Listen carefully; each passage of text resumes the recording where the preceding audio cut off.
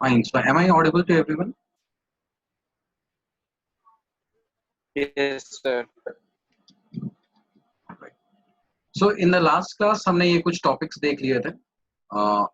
ये हमने ये टॉपिक देख लिया था ऑब्वियसली.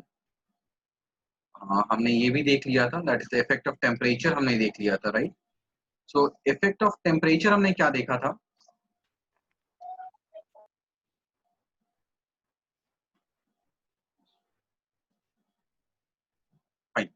तो इफेक्ट ऑफ टेम्परेचर हमने क्या देखा था कि जैसे जैसे टेम्परेचर बढ़ता है, ठीक है, जैसे जैसे टेम्परेचर बढ़ता है तो जो पार्टिकल्स होते हैं वाटर के, they get more energy. Temperature बढ़ रहा है तो उन्हें ज्यादा एनर्जी मिलता है, तो उनका जो कन्वर्जन हो रहा होता है वेपर में फ्रॉम लिक्विड टू गैस वो बढ़ जाता है. तो with the rise in temperature the rate of evaporation also increases. That's why when we keep clothes in sun, ठीक है, हम जब भी कपड़े को सन में सूखने देते हैं, धूप में देते हैं, in the as in the first case here, ठीक है, in the first case the clothes are in sun. So यहाँ पर जो कपड़े हैं वो जल्दी सूख जाते हैं compared to in the second case where they are in shade. So more temperature, sun में क्या हो रहा है यहाँ पे, the temperature is more. So if there is more temperature, then rate of evaporation is faster. Rate of evaporation is faster.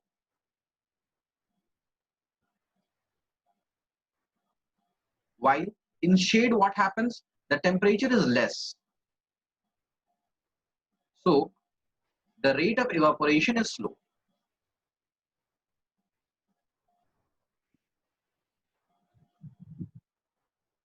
तो ये हमने लास्ट क्लास में देख लिया था. यहाँ पे किसी को कोई डाउट? No, sir. सो हमने दो पॉइंट देखा था. पहले हमने देखा था सरफेस एरिया और दूसरा हमने देखा था temperature. Today we will discuss about wind speed. Wind speed के बारे में डिस्कस करेंगे. Now as you can see here, जैसे हमारे पास एक वेसल है यहाँ पे जिसमें वाटर भरा हुआ है. तो जब विंड वहां से फ्लो करता है, ठीक है, when wind blows over the surface of the water, तो विंड क्या करता है, अपने साथ जो भी वहां पर वाटर वेपर के पार्टिकल्स हैं उसको दूर ले जाता है. ठीक है, सपोज यहाँ से विंड मूव कर रहा है, तो विंड क्या करेगा, जो भी वाटर वेपर के पार्टिकल्स है उसे अपने साथ दूर ले जाएगा. So as a result what will happen, इस वेसल के जस्ट ऊपर का जो एरिया है, जस्ट ऊपर का जो एरिया है, यहाँ पे जो अमाउंट ऑफ वाटर वेपर है इट विल डिक्रीज. ठीक है, जो वेसल के जस्ट ऊपर जो एरिया है, जो रीजन है, वहां पे जो भी वाटर वेपर होंगे they will reduce. Why? Because wind उसे दूर ले गया. तो सिंस वेसल के ऊपर का जो रीजन है it has less amount of water vapour, now वहां पर वाटर वेपर कम है, that's why the rate of evaporation will increase. तुम कुछ ऐसे समझ सकते हो कि सपोज एक बस के अंदर कुछ लोगों को जाना है, ठीक है, अगर उस बस के अंदर कम लोग होंगे तो बाहर से ज्यादा लोग अंदर एंटर कर सकते हैं, और अगर वो बस अंदर से कंप्लीटली फिल्ड होगी तो बाहर से जो लोग अंदर एंटर कर सकते हैं वो बहुत कम होंगे. तो same is the situation here. अगर एटमॉस्फेयर में जो वाटर वेपर्स हैं, दैट इज जहां पे इवापोरेशन हो रहा है, अगर उस आसपास के रीजन में वाटर वेपर प्रेजेंट है, ज्यादा अमाउंट में प्रेजेंट है, तो क्या होगा कि अब जो वेपर में कन्वर्जन होगा वो स्लो हो रहा होगा, क्योंकि ऑलरेडी क्या है, जो ऊपर का एयर है वहां पर वाटर वेपर प्रेजेंट है. So when wind blow over the surface, वो क्या करता है, जो भी वाटर वेपर है उसको अपने साथ दूर ले जाता है. So the reason above the surface of water, अब उसके पास क्या, it will have less amount of water vapour. As a result the rate of evaporation will increase. ठीक है, so that's why the clothes get dry fast when kept under a fan. अगर fan के नीचे clothes को रखा जाए तो the rate at which they will get dry will increase. वो जल्दी सूख जाते हैं. Anybody has any doubt here? Fine. So after wind, the next one is humidity. Humidity क्या होता है? जैसे आज बारिश हुई है तो आज हम कह रहे हैं कि जो मौसम है वो ह्यूमिड है. तो what basically humidity means? Humidity का मतलब होता है the amount of water vapour present in the air. Air में हमेशा वाटर वेपर प्रेजेंट होता है, राइट, हमेशा, ऑलवेज. बट कभी कभी वो बहुत कम होता है and some time it increases. जैसे आज बारिश हुई है तो आज एयर में जो वाटर वेपर है, दैट इज जो ह्यूमिडिटी है, it is high. Why? Because air contains more amount of water vapor today, like this case 1 में देखो। तो केस 1 में क्या है, the number of water particles present in the air is much high, बहुत ज्यादा है, तो हम कहते हैं ह्यूमिडिटी ज्यादा है। इन द सेकेंड केस 2 में क्या है कि the number of water particles present is very less, तो उसमें क्या है, हम कहते हैं लो ह्यूमिडिटी। अब हमने जो भी एग्जाम्पल लिया था उसी तरह से सोचो, अगर बस के अंदर ऑलरेडी ज्यादा लोग प्रेजेंट है तो क्या बाहर से अंदर लोग जा पाएंगे? The answer is no. Why? क्योंकि अंदर स्पेस ही नहीं है।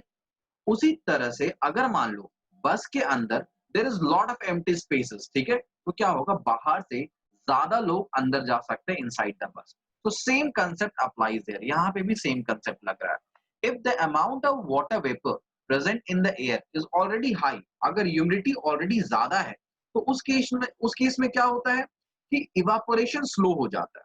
क्योंकि इवापोरेशन बेसिकली होता क्या है, it is the conversion of liquid into vapour. तो अगर ऑलरेडी जो ऊपर का एयर है इट इज सैचुरेटेड, सैचुरेटेड का मतलब है कि उसमें जितना वाटर वेपर प्रेजेंट हो सकता था ऑलमोस्ट प्रेजेंट है, ठीक है, तो उस केस में क्या होता है, इवापोरेशन का रेट डिक्रीज हो जाता है। इसलिए हम देखते हैं कि मान लो बारिश के दिनों में कपड़ा सुखाना बहुत मुश्किल हो जाता है, ठीक है। आज जैसे ह्यूमिड मौसम है तो आज स्वेटिंग बहुत हो रहा होता है, जो पसीने हैं वो सूखते नहीं। Why this is so? ऐसा क्यों होता है? क्या रेस्ट ऑफ द डेज में हमें स्वेटिंग नहीं होता है? स्वेटिंग हमें हर दिन हो रही होती है, ठीक है, बट बाकी दिनों में क्या होता है, क्योंकि ह्यूमिडिटी लो होता है, वो स्वेट हमारे बॉडी से इवापोरेट करके एटमॉस्फेयर में चला जाता है। But today since it has rained, today the weather is humid, जो वेदर है वो ह्यूमिड है, तो जिस रेट से जो ये कन्वर्जन है लिक्विड का वेपर में, it is very slow. Why? Because the air around us it already contains a large amount of water vapour, उसमें ऑलरेडी बहुत ज्यादा वाटर वेपर है। तो अब जो हमारे बॉडी से स्वेट का कन्वर्जन होगा वो बहुत स्लो हो रहा है, ठीक है। Is it clear to everyone here? क्या किसी Yes. किसी बच्चे को डाउट है यहाँ पर? Kritin, you are absent in last class, तुम्हें समझ में आ रही बच्चे आज Yes, जो पढ़ा? sir. Yes, sir. और वेरी गुड। तो हमने क्या देखा अभी तक? अभी तक हमने देखा कि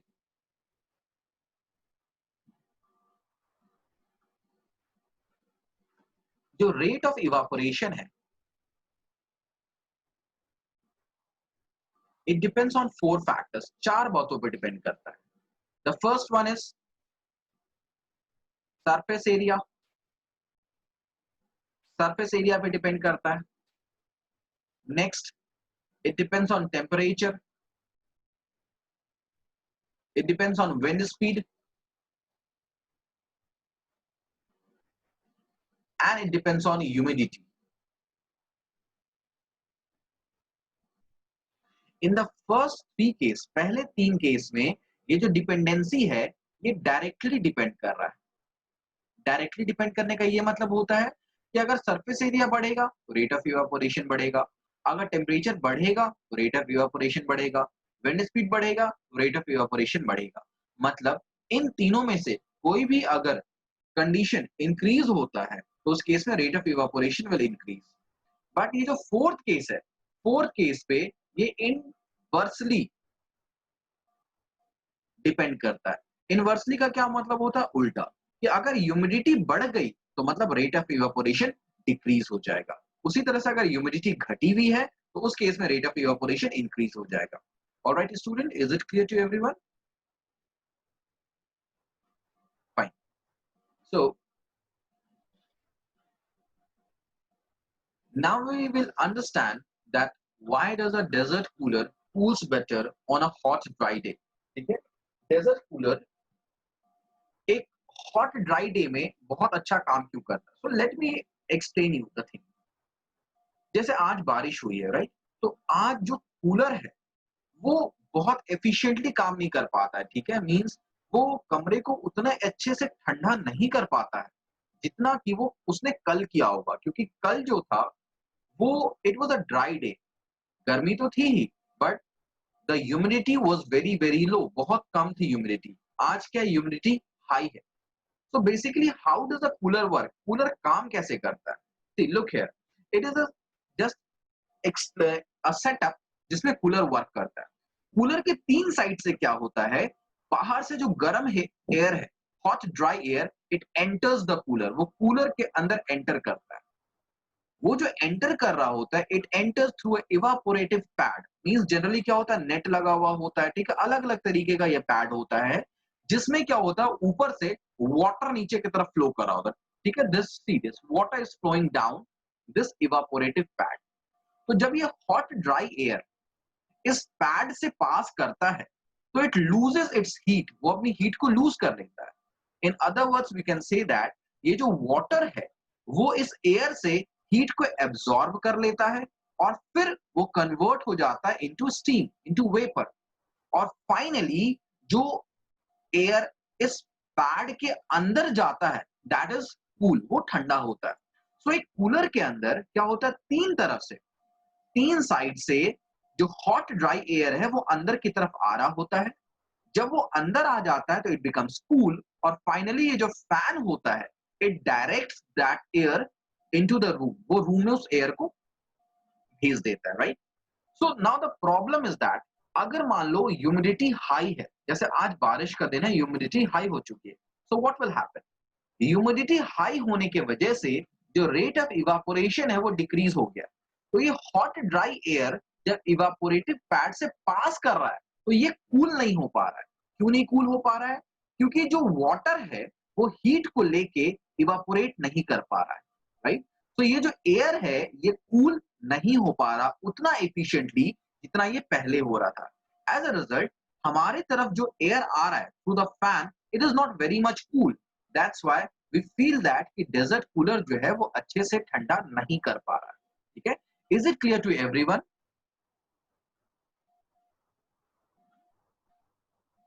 does anybody has any sir doubt? हाँ जी। सर अगर सर यही चीज एसी के साथ होगी तो फिर एसी भी कूल करेगा कि वो भी गर्म कर देगा रूम को? See, actually AC works on a very different principle. AC जो है बहुत different principle पे काम करता है। AC में क्या होता है कि जैसे ये जो वाटर ऊपर से नीचे फ्लो कर रहा है ना, तुम ऐसे समझो कि एसी में क्या होता है कि एक पाइप होता है, यहाँ पे एक चैनल होता है जिसके थ्रू गैस मूव कर रहा होता है, ठीक है। और वो गैस जो है हमारे एसी के अंदर एक कंप्रेसर होता है, इट इज अ मशीन जो उस गैस को काफी ज्यादा कूल कर देता है। The same compressor is used in refrigerator, refrigerator में भी यही कंप्रेसर होता है, सेम गैस होता है, ठीक है। तो वो कंप्रेसर क्या करता है, उस गैस को काफी ज्यादा कूल कर देता है। तो वो गैस जब मूव करता है, ठीक है, तो उसके थ्रू जब एयर पास करता है तो गैस सारा का सारा हीट एब्सॉर्ब कर लेता है। जो काम यहाँ पे वाटर कर रहा है और वाटर इवापोरेट कर रहा है, ठीक है, वही काम वहां एसी के अंदर गैस कर रहा होता है। सो गैस क्या करता है, वो इस हॉट ड्राई एयर का इट एब्सॉर्ब्स द हीट, ये हीट एब्सॉर्ब कर लेता है पूरी तरीके से, ठीक है। तो एसी के अंदर इवापोरेशन नाम का कंसेप्ट नहीं हो रहा होता, वहां पे इवापोरेट नहीं हो रहा होता है। वो गैस क्या करता है, हीट को एब्सॉर्ब कर रहा होता है, फिर क्या होता है, गैस गर्म हो जाता है, फिर से एसी के अंदर जो कंप्रेशर प्रेजेंट होता है उस गैस को फिर से ठंडा करता है, और ये साइकिल चलता रहता है, चलता रहता है, चलता रहता है, ठीक है। तो एसी जो है वो इवापोरेशन के प्रिंसिपल पे काम नहीं करता है। दैट्स व्हाई ह्यूमिडिटी एसी में कुछ नहीं कर सकता। जैसे कि आज ह्यूमिड है मौसम, but still AC is working as before, वो उतना ही अच्छा वर्क कर रहा है, ठीक है। So humidity does not effect the working of air condition, but it affects the working of a desert cooler. Is it clear, Janvi? Yes sir. किसी बच्चे को और कोई डाउट है यहाँ पर? कूलर एक और बार समझा दो हाँ जी, यजत बोलो। सर, एक और बार समझा दो डेजर्ट कूलर। देखो, डेजर्ट कूलर देखा है तुमने? Yes sir. ऑलराइट। सो डेजर्ट कूलर में क्या होता है, जैसे मैंने तो एक सिंपल सा प्रिंसिपल यहाँ पे बताया। डेजर्ट कूलर में होता क्या है, एक डेजर्ट कूलर जो होता है बेसिकली इस तरह का एक क्यूबिकल बॉक्स होता है, ठीक है, क्यूबिकल बॉक्स होता है। इसमें क्या होता है, आगे में फैन लगा हुआ होता है, तो दिस इज द फैन, और इसके 3 साइड में क्या होता है, इस तरह से ऐसे नेट लगा हुआ होता है, ठीक है। तो मैंने सिर्फ एक साइड का बनाया है यहाँ पे। तो 3 साइड में क्या होता है, नेट लगा हुआ होता है। अब यहाँ पे क्या होता है, बाहर से जब एयर, जो हॉट एयर है, हॉट एंड ड्राई एयर जब कूलर के अंदर आता है, तो कूलर में क्या हो रहा है, ऊपर से पानी गिर रहा होता है यहाँ पे, ठीक है। इस नेट में क्या हो रहा होता है, पानी नीचे की तरफ गिर रहा होता है। तो ये जो वाटर है, वो वाटर क्या करता है, इस हॉट ड्राई एयर से हीट को एब्जॉर्ब करता है और खुद वेपर में कन्वर्ट हो जाता है। कभी तुमने ऐसा देखा है कि कूलर के अंदर पानी को कॉन्टिन्यूसली भरने की जरूरत पड़ती है? जैसे मान लो आज तुमने कूलर के अंदर पानी डाल दिया, फिर हो सकता है कल वो खत्म हो जाता है, फिर से कल डालना पड़ता है, परसों खत्म हो जाता है, जबकि कूलर के नीचे पानी नहीं गिर रहा होता है। So where does the water go? पानी कहाँ चला जाता है? बेसिकली वो वाटर जो है वो वेपर बन के इवापोरेट कर जाता है, राइट। सो मैं बता रहा था, जब ये वाटर ऊपर से नीचे फ्लो करता है, वो क्या करता है, इस हॉट ड्राई एयर की हीट को एब्जॉर्ब करता है और खुद वेपर में चेंज होता है। यहां पर दो बातें हो रही है, ठीक है। Absorb heat from hot dry air, और दूसरी बात क्या हो रही है, इवापोरेशन ऑफ वाटर हो रहा है। हमें पता है कि ये जो नेट है ये कूल तभी होगा जब वाटर इवापोरेट कर पाएगा, ठीक है। अगर वाटर इवापोरेट नहीं कर पाया तो व्हाट विल हैपन, ये पानी गर्म होता जाएगा। मान लो कि ये जो पानी है वो साइड से नीचे की तरफ मतलब ये इवापोरेट नहीं कर पा रहा यहां से। तो अगर ये इवापोरेट नहीं कर पाएगा तो ये hot water will come to the base of the cooler, फिर से ये पाइप से गर्म पानी ऊपर जाएगा और अल्टीमेटली क्या हो जाएगा, ये गर्म पानी जो है वो सर्कुलेट होना शुरू हो जाएगा। तो एक्चुअली क्या होता है, जब ये पानी ऊपर से नीचे आ रहा होता है, so this water absorbs the heat from the air and it converts into vapour. और हमने पढ़ा है कि जहां भी जब भी इवापोरेशन होता है तो इवापोरेशन कॉजेस कूलिंग इफेक्ट। तो वो क्या करता है, इस पूरे नेट वाले सरफेस को बहुत ठंडा कर देता है, it becomes very cool. So basically अब एयर जो अंदर की तरफ एंटर करता है, इट इज कूल, ये ठंडा हो चुका है, जैसे हम यहाँ पे देख सकते हैं। पॉइंट नंबर 1 में क्या हॉट ड्राई एयर है, पॉइंट नंबर 2 में क्या है, वो इवापोरेटिव पैड से पास कर रहा है, एंड पॉइंट नंबर 3 में the air has become cool. Air cool क्यों हुआ है, बिकॉज वहां पर इवापोरेशन ऑफ वाटर हो रहा है। वाटर जितने अच्छे से इवापोरेट करेगा, ये पानी उतना अच्छा ठंडा रहेगा। दैट्स व्हाई ये जो डेजर्ट कूलर है ना, ये अप्रैल मई जून, अप्रैल और मई में इट वर्क्स बेस्ट, ठीक है। घर को ये बहुत अच्छा ठंडा करता है अप्रैल में, जून के कुछ पार्ट में।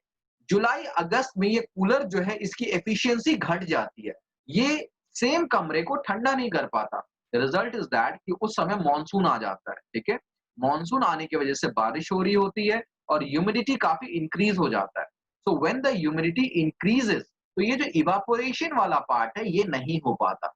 एज अ रिजल्ट जो एयर अंदर की तरफ जा रहा है ये कूल अच्छे से नहीं हो पा रहा है, और सो क्योंकि ये कूल नहीं हो पा रहा है तो इसलिए हमें ऐसा लगता है कि कूलर से जो हवा बाहर की तरफ आ रहा है it is not cool any more, अब वो उतनी ठंडी नहीं है, ठीक है। तो that's why desert cooler can only cool on a hot dry day.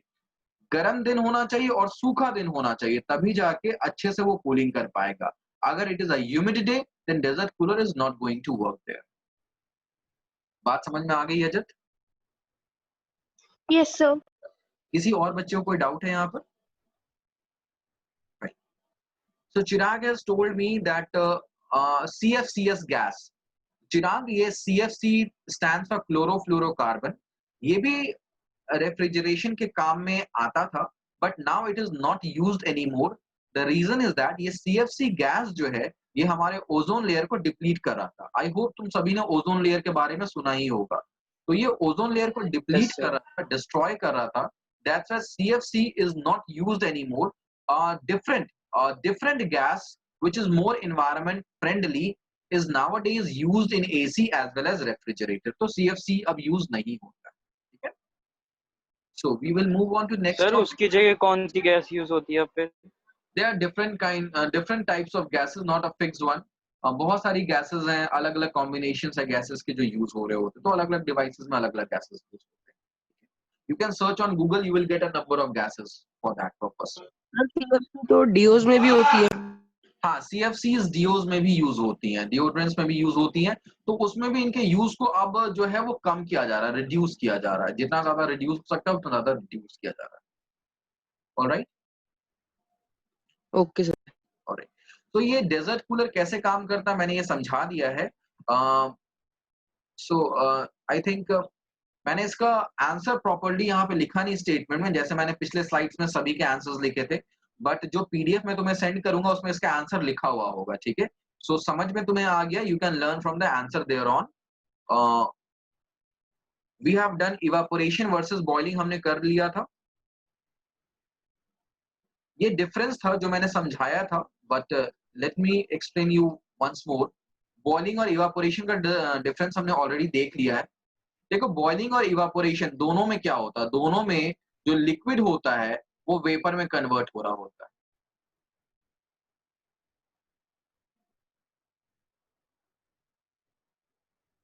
हाँ जी चिराग, मैं आज रात में ही सेंड कर दूंगा tonight.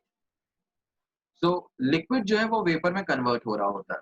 Boiling is a bulk phenomena. Bulk phenomena का क्या मतलब होता है, जैसे तुम यहाँ पे देख रहे हो, ठीक है, जो लिक्विड के पार्टिकल्स है from total of the liquid, पूरे लिक्विड के जो पार्टिकल्स हैं दे gain energy at the same point of time. तो कोई भी पार्टिकल गैस में कन्वर्ट हो सकता है ये वाला पार्टिकल जो होगा इसके पास ज्यादा एनर्जी आ गया और ये कन्वर्ट हो गया गैस। बट इवापोरेशन में क्या होता है, only the particles from the surface they gain the energy. Evaporation में जो सरफेस के पार्टिकल्स होते हैं सिर्फ उनके पास इतना एनर्जी होता है कि वो वेपर स्टेट में कन्वर्ट हो सकते हैं। बाकी जो पार्टिकल्स होते हैं लिक्विड के, they do not have that much amount of energy. But if we continuously heat, अगर हम कॉन्टिन्यूसली हीट करते जाएंगे तो सभी पार्टिकल्स की एनर्जी बढ़नी शुरू हो जाती है। सो अ टाइम विल कम, जैसे ही बॉइलिंग पॉइंट पहुंचता है, जैसे वो टेम्परेचर पहुंचता है, उस समय क्या होता है, all the particles of the liquid they gain enough energy to escape the liquid state. उन सभी के पास इतनी एनर्जी हो जाती है कि वो लिक्विड से वेपर में कन्वर्ट हो सकते हैं। सो boiling is a bulk phenomena. Bulk phenomena का ये मतलब है any particle of the liquid can convert into vapour.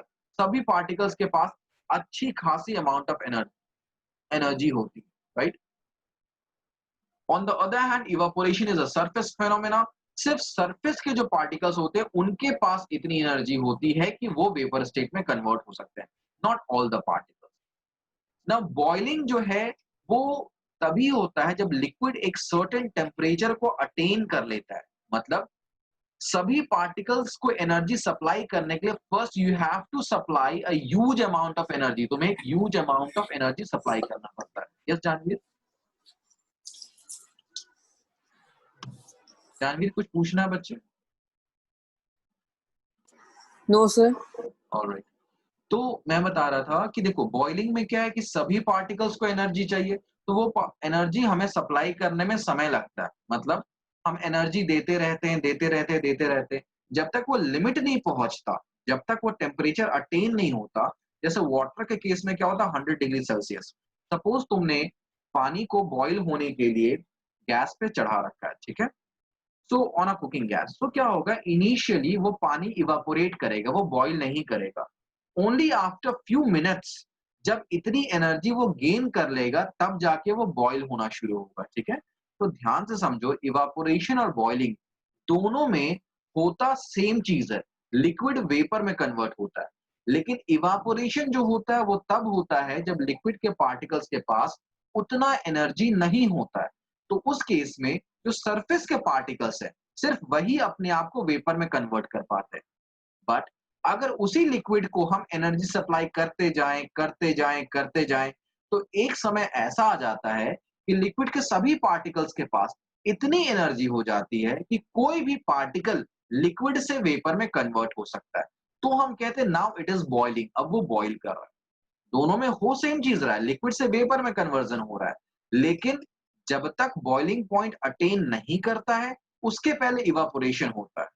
और जब सभी पार्टिकल्स के पास एनर्जी आ जाता है तब उसको हम कहते हैं कि अब ये बॉइल हो रहा है, ठीक है। तो बेसिकली दो अलग अलग शब्द हैं, दो अलग अलग वर्ड हैं, डिनोट सेम चीज को कर रहे हैं अलग अलग कंडीशंस में। जब कम एनर्जी होता है तो उस केस में इवापोरेशन होता है, जब सफिशिएंट अमाउंट ऑफ एनर्जी हो जाता है तो उस केस में उसे हम बॉइलिंग कह रहे होते हैं, ठीक है। तो बॉइलिंग तभी होता है जब हमने लिक्विड के पार्टिकल्स को इतनी एनर्जी दे दी है कि उसके सभी पार्टिकल्स के पास एनफ एनर्जी है टू ब्रेक अवे, ठीक है, मतलब गैस में चेंज होने के लिए। तो ये तभी होता है जब हम बॉइलिंग पॉइंट, जब लिक्विड जो है वो बॉइलिंग पॉइंट अटेन करता है। जैसे for pure water that is 100 degree Celsius. Now evaporation occurs below boiling point, means any temperature below the boiling point. पानी बाहर रखा हुआ है तो भी उसके सरफेस के पार्टिकल्स के पास जो होगा it will have more energy compare to rest of the particle. पूरे लिक्विड के पार्टिकल्स के पास जो एनर्जी होगा उससे थोड़ा ज्यादा एनर्जी हमेशा सरफेस के पार्टिकल्स के पास होता है, एवरी टाइम, हमेशा, ठीक है। मतलब तुम्हें कोई एनर्जी प्रोवाइड करने की जरूरत नहीं है, तुमने लिक्विड को, तुमने एक ग्लास में पानी रख दिया तो तभी भी इवापोरेशन हो ही रहा है, ठीक है। तभी भी उसके सरफेस के पार्टिकल्स जो है वो स्लोली बाय स्लोली कन्वर्ट हो ही रहे हैं वेपर में। नाउ बॉइलिंग जो है वो कूलिंग कॉज नहीं करता। व्हाई? बिकॉज बॉइल करते वक्त हम बाहर से हीट सप्लाई कर रहे हैं, we are supplying the heat, और सभी पार्टिकल्स के पास क्या हो रहा है, एनर्जी गेन हो रहा है, सभी का एनर्जी इंक्रीज हो रहा है। इवापोरेशन में क्या होता है, क्योंकि सिर्फ सरफेस के पार्टिकल्स वेपर स्टेट में कन्वर्ट होते हैं, तो सरफेस के पार्टिकल्स को जो एनर्जी चाहिए होता है वो क्या करते हैं, नीचे वाले पार्टिकल से एब्जॉर्ब कर लेते हैं। सरफेस के जस्ट नीचे जो पार्टिकल्स होते हैं, जो टॉप लेयर के पार्टिकल्स होते हैं, वो अपने नीचे वाले लेयर से एनर्जी को एब्जॉर्ब कर लेते हैं। तो क्योंकि वो एनर्जी को एब्जॉर्ब कर लेते हैं तो ऑब्वियस सी बात है कि जो नीचे वाला लेयर था अब उसके पास और कम एनर्जी हो गई। तो कम एनर्जी का मतलब है there is a sense of cooling, लगता है कि ठंड लग रही है, ठीक है। जैसे कि अगर हम अपने हाथ में, यू कैन डू दिस, तुम ये कर सकते हो, nowadays we all are using sanitizers, ठीक है, फ्रीक्वेंटली हम बहुत ज्यादा सैनिटाइजर्स यूज करते हैं। नाउ सैनिटाइजर्स में क्या होता है, alcohol, alcohol is a chemical compound, वो होता है। So when you rub your hand with sanitizer and then you feel that कि तुम्हारे हाथ में एक कूलिंग सेंसेशन हो रहा है, थोड़ा ठंडा सा लग रहा है हाथ, ऐसा इसलिए होता है क्योंकि जब हम हाथ को रब करते हैं, राइट, तो तुम देखोगे जो हमारे हाथ में जो लिक्विड पार्टिकल है, जब हम सैनिटाइज करते हैं उस समय क्या होता है, हाथ पूरी तरह से गीला होता है and with in few seconds हमारा हाथ ड्राई हो जाता है। तो जैसे वो ड्राई होता है हमें अ फीलिंग ऑफ कूलिंग आना शुरू होता है, हमें ठंड लगनी शुरू हो जाती है हाथों में। ऐसा क्यों होता है? वो जो लिक्विड के पार्टिकल्स हैं, जो अल्कोहल के पार्टिकल्स हैं, वो हमारे हाथ से एनर्जी को एब्जॉर्ब करते हैं और फिर वो कन्वर्ट हो जाते हैं वेपर स्टेट में। तो जब वो वेपर स्टेट में कन्वर्ट हो रहे हैं, they have taken the energy from our hand, हमारे हाथ की एनर्जी को उन्होंने, हीट एनर्जी को एब्जॉर्ब कर लिया। Due to that reason we feel cold, हमारे हाथ में एक कूलिंग सेंसेशन सा हो रहा होता है, ठीक है। You can also do this, घर में you can easily find nail paint remover, ठीक है। Nail paint remover is called acetone. Nail paint remover जो है उसका केमिकल नेम जो होता है वो होता है acetone.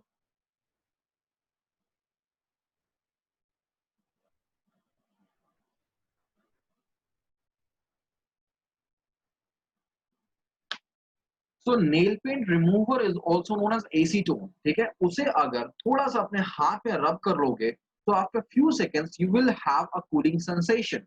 Again the same thing happen, वो जो नेल पेंट रिमूवर है वो हमारे हाथ से एनर्जी को एब्जॉर्ब करता है and they it converts into vapour state, वो वेपर स्टेट में कन्वर्ट हो जाता है।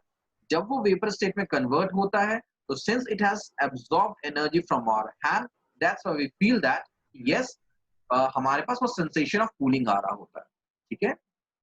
Anybody has any doubt?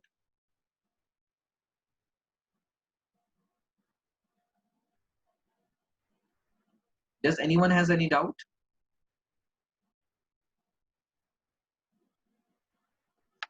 All right, No, sir. students. Okay. So, students, this was our last topic from this chapter. इस topic, इस chapter का last topic था. Apart from this, there is one more topic जो हमें इस chapter में पढ़ना है, जो actually हमारे syllabus में नहीं है और थोड़ा बहुत हमें जानना है। तुम एनसीईआरटी के लास्ट पे, जो एनसीईआरटी में ये चैप्टर है, वो चैप्टर जहाँ पे एंड होता है चैप्टर 1, वहां पे देख सकते हो। Apart from these 3 states of matter we have 2 more states of matter जिसपे अभी रिसर्च चल रहा है, ठीक है, जिसपे अभी रिसर्च कंटिन्यूअस है, हमें उनके बारे में ज्यादा नहीं पता है। सो ये जो 2 स्टेट्स ऑफ मैटर हैं, इन्हें हम कहते हैं बोस आइंस्टाइन कंडेंसेट, जहां पर Bose was an Indian scientist. Einstein के बारे में सभी को पता ही है, ठीक है। सो इन्होंने मिलके एक नया स्टेट ऑफ मैटर ढूंढा था, जिनके बारे में the research is going on, अभी बहुत ज्यादा हमें इसके बारे में नहीं पता है, ठीक है। So the fourth state of matter is Bose Einstein condensate and the fifth state of matter is plasma.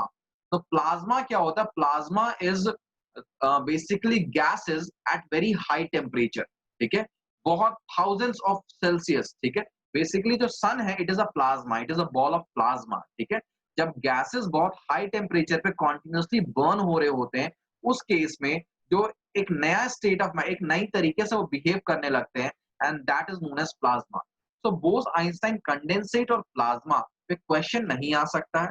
Max to max ये पूछा जा सकता है कि apart from these three states of matter जो हमें पता है, सॉलिड, लिक्विड और gas, do their exist another state of matter? क्या दूसरा स्टेट ऑफ मैटर एग्जिस्ट करता है? तो यस, दो और स्टेट ऑफ मैटर्स होते हैं, Bose Einstein condensate and plasma. Apart from this you don't have to know anything about it, इससे ज्यादा इसके बारे में कुछ भी नहीं जानना है। यहां तक कि साइंटिस्ट को भी अभी इसके बारे में बहुत ज्यादा नहीं पता है, research is going on, right. तो इन दोनों के name just you have to remember, नाम याद रख लेना, उससे ज्यादा इसमें कुछ भी नहीं पूछा जा सकता है, ठीक है। Is it clear everyone? Now since our chapter is Yes, sir. complete, so your homework is to do all the in-text and exercise of this chapter and send me the image of that, ठीक है। हमने almost सारा का सारा, मैंने almost सारा का सारा, सभी जो क्वेश्चंस हैं, सभी क्वेश्चंस मैंने करवाए हुए हैं, ठीक है। So you have to write it down, एक जगह पे सभी लिखने हैं, ठीक है, and then you have to send that to me. Yes Janvi, you want to ask something? Sir short answer भी लिखने? एवरी आंसर डियर, यू, तुम्हें कोई भी आंसर्स नहीं छोड़ना, मतलब ऑल द आंसर जो भी तुमने पूरे चैप्टर में पढ़ा है, everything should be one place, एक जगह पे होना चाहिए, ठीक है। सारे जो चैप्टर्स के बीच में क्वेश्चंस हैं, जिसको हम इंटेक्स्ट क्वेश्चंस बोलते हैं, और एंड में जो एक्सरसाइज है, that you have to do it, पूरा करना है, ठीक है। And you have to submit to me before the next class. Next class हमारी ट्यूसडे को होने वाली है, तो उसके पहले you have to submit it to me, alright.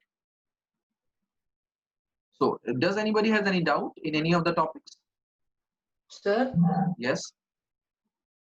Sir हम बुक में ही कर लें इसके आंसर? नहीं बच्चे, बुक में नहीं करोगे, you have to do it in your copy, ठीक है। बुक में नहीं करना है, कॉपी में करना है। ओके। जब आप कॉपी में करते हो ना, जब आप कॉपी में लिखोगे ना, सो आपको याद होंगी चीजें, ठीक है।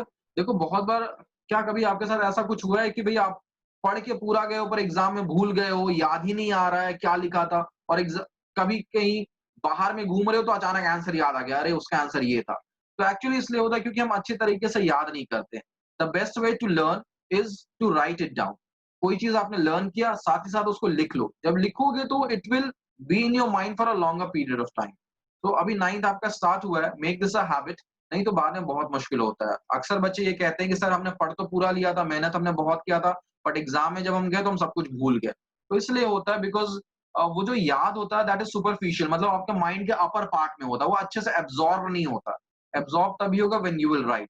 तो 9th में कभी भी लिखने से वो मत करना कि भाई लिखना पड़ेगा, जितना ज्यादा लिखोगे it is more beneficial for you, right. So this class comes to an end. Almost हमारा पूरा topic complete हो चुका है. So I will be ending this class. Also, the recorded lecture will be available on YouTube. Yes. Anybody want to ask anything? Sir इस chapter का test होगा? हाँ जी बिल्कुल, टेस्ट होगा ही होगा, ठीक है, टेस्ट होगा। जो ट्यूसडे वाली क्लास है, ठीक है, उसमें आप एनसीईआरटी का मुझे ये सबमिट करोगे, and also I will be giving you assignment most probably I think मैं ट्यूसडे को दूंगा तुम्हें इस चैप्टर का। That will contain a lot of MCQs and other questions. So you will get some time to solve that assignment and discuss. उस assignment को solve करने का और discuss करने का time तुम्हें दिया जाएगा. Once you will be done with that, so we will have test. तो test हम मान सकते हैं कि next week जो हमारा आ रहा है, या तो उसके end में होगा या तो उसके अगले week के starting में होगा. So test can be on Saturday, Friday, Saturday को हो सकता है या Monday को हो सकता है अगले. ठीक है, so you have a week time to prepare this chapter. All right. So with this, our Thank you, sir. class comes to an end. You can leave the class now. Thank you, sir. All right. Thank you.